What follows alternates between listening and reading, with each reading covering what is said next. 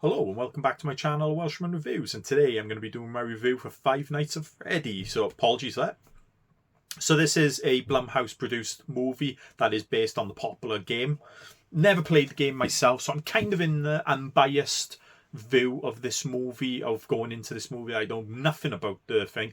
Obviously I've seen a few clips and all that of the Five Nights at Freddy, the animatronics and stuff like that from the game, but I've never played the game, don't really know much about it. Did read up a little bit about it over the weekend, that I did after I watched it, but don't know anything. So it's kind of an unbiased view from me compared to probably some people who've played the game and might not have enjoyed the film. So to me, this is a movie directed by Emma Tammy. Don't really know much of her filmography. When I looked up on it, it ain't, so she hasn't done much. The movie does star Josh Hutcherson, who is, you should know from the Hunger Games and that. He plays Mike, the security guard for Freddy's pizzeria. Piper Rubino is Abby, his younger his younger sister, who during the movie he is in a bit of a custody battle with his aunt, who is played by Mary Stuart Matheson, who plays Aunt Jane. She is your typical old-fashioned, like you've seen it loads of times in the 90s and all that. She is your typical once custody of her youngest niece, only because, not because she loves her or anything like that, but she really wants to get like the checks that come with her and stuff like that. And she does have a couple of schemes with one of the babysitters who babysits Abby for Mike. Her and her brother have a little couple of other people as well go into to try and cost Mike his job. Also stars Elizabeth Lale, who is a police officer who comes by the pizzeria while Mike is working there, and Matthew Lillard, Steve Raglan, who is a career counsellor for Mike, who gives him the opportunity for this job and all that. So he's not in a lot of it. Matthew Lillard, he kind of bookends the movie. He's been in the beginning and towards the end of the movie as well. So like I said, most of the movie is about Mike, who can't keep down a job, because while he was younger, they did have a younger brother called Garrett, and while they were away on camping, someone kidnapped him and they've never seen him again.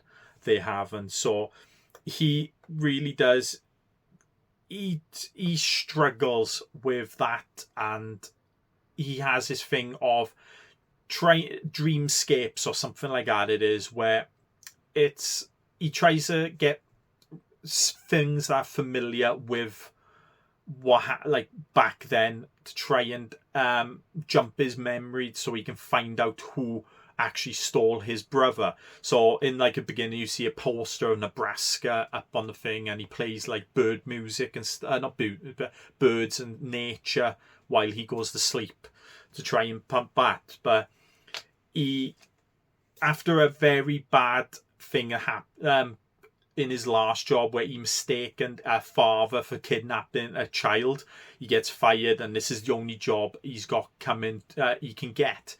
So he does have that, and he goes there, and all he has to do is security, keep people out and clean the place up. So obviously you've got the animatronic bears, not bears, one's a bears, and it's Freddy, Chica, Bonnie and Foxy, and there's a cupcake, but I don't think the cupcake has things, so they're on it as well. So you do get the babysitter and her gang kind of are to try and help the aunt find stuff on Mike so she can get Abby. So they try and get him fired by busting up the place and that, but Vanessa kind of helps him by telling him this, and next day he goes into the job, takes Abby in with him as well. He cleans up the place, falls asleep, but then she kind of makes friends with the animatronics, which I failed to mention as well. She does have kind of a connection with the ghosts, like the five kids. If you've seen the trailer, the five kids, and Mike sees them in his dream as well.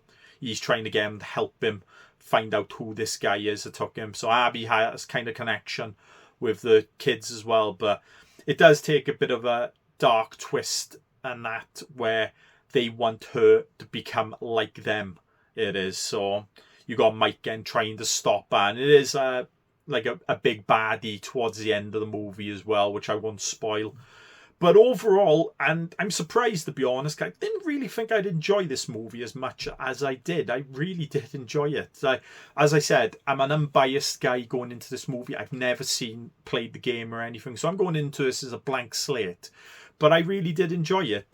Don't get me wrong, it's not a perfect movie.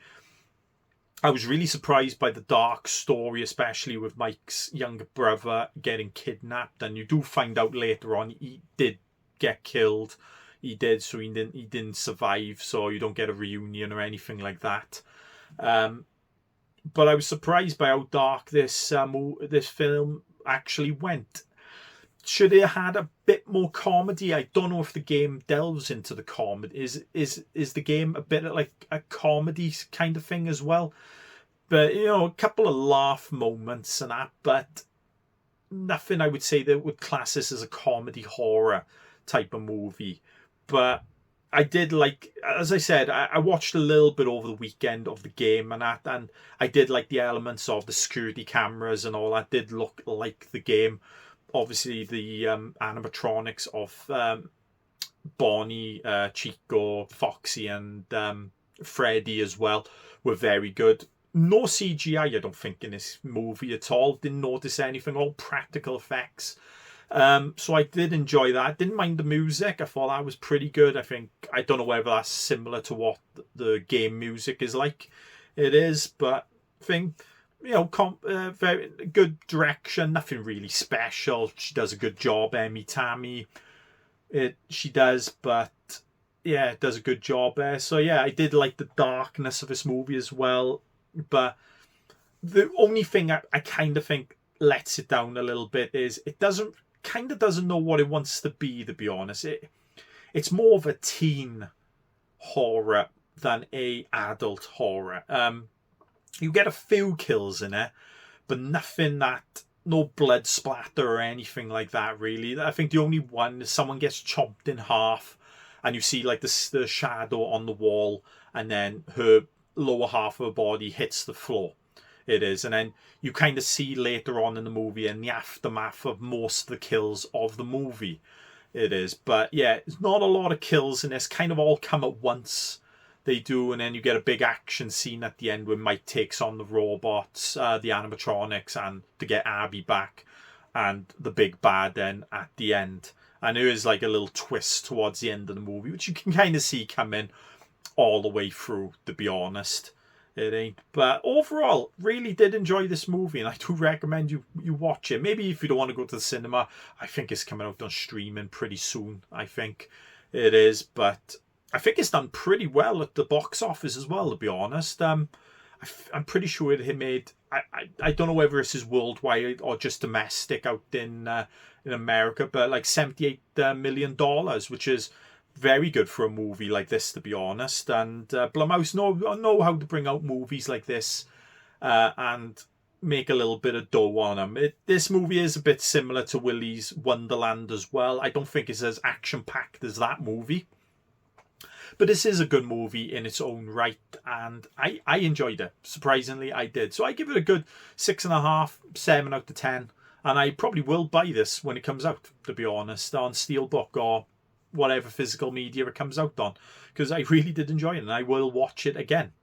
So that's my review for Five Nights at Freddy. If you liked it, give it a thumbs up, leave a comment below.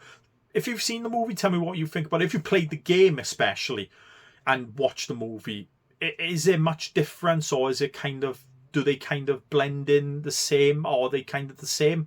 So let me know in the comments below, and if you'd like to see more videos, I guess, please subscribe to my channel. And I'll see you next time. Bye.